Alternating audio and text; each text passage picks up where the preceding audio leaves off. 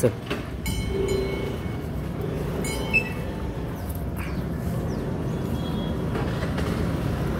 नमस्कार, मी डॉक्टर सचिन झांबरे।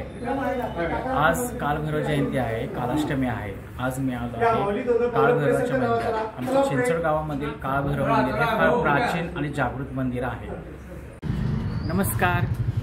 कालभैरवांचा जन्म कसा हे सर्वांना माहितीच आहे की ब्रह्माने कालभैरव आपल्या भगवान शिवाची निंदा केली होती आणि भगवान शिवाची निंदा करणं हे फार बेकार आहे, लक्षात ठेवा।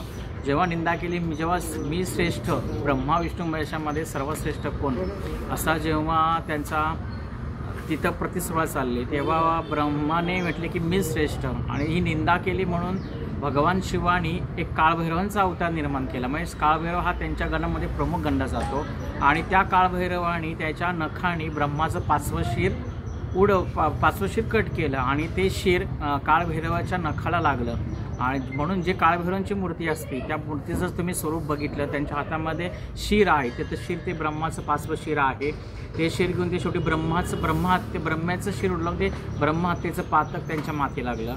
पण ते शिर त्यांचं कुठंच आता हे शिर निघत नव्हतं, करंगीच्या नखाला चिटकून राहिलं होतं। तर ते शिर काशी ठिकाणी ते शिर खाली पडलं आणि ते ब्रह्महत्येच्या पापामधून कालभैरव मुक्त झाले। तेव्हापासून कालभैरव हे काशीचे कोतवाल झाले आणि काशीमध्ये स्थित झाले आणि कालांतराने काशीपासून प्रत्येक ठिकाणी भक्तांच्या पाठीमागे जात प्रत्येक ठिकाणी कालभैरवने अवतार घेतले। जसं सोनारीचा कालभैरव झाला, परत अजून वीरचे मस्कोबा झाले, असे प्रत्येक ठिकाणी घोडे उद्यान झालं, अशा प्रत्येक ठिकाणी कालभैरवांनी वेगवेगळे अवतार घेतले।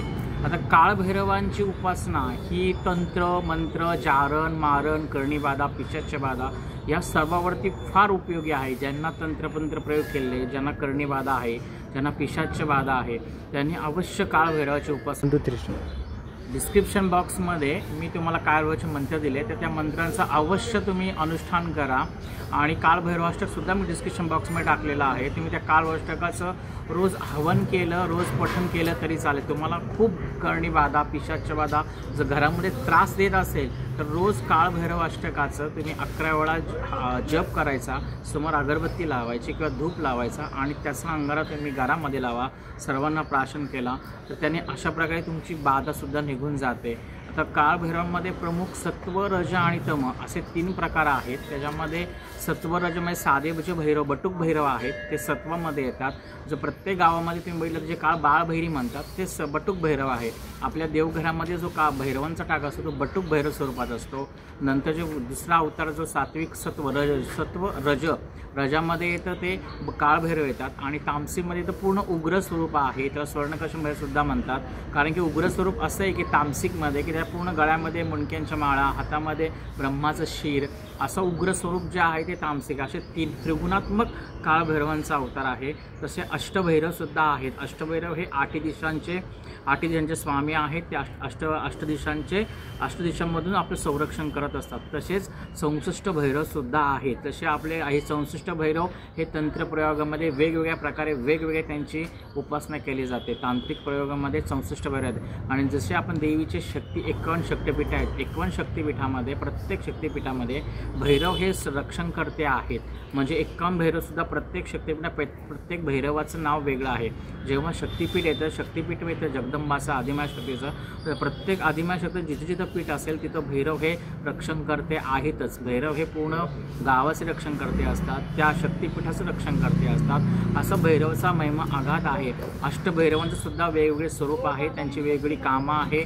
तुम्ही वेगवेगळ्या कामासाठी वेगवेगळ्या स्वरूपाचं भैरवाचं तुम्ही उपासना करू शकता। अशा प्रकारे भैरवाची माहिती भरपूर आहे।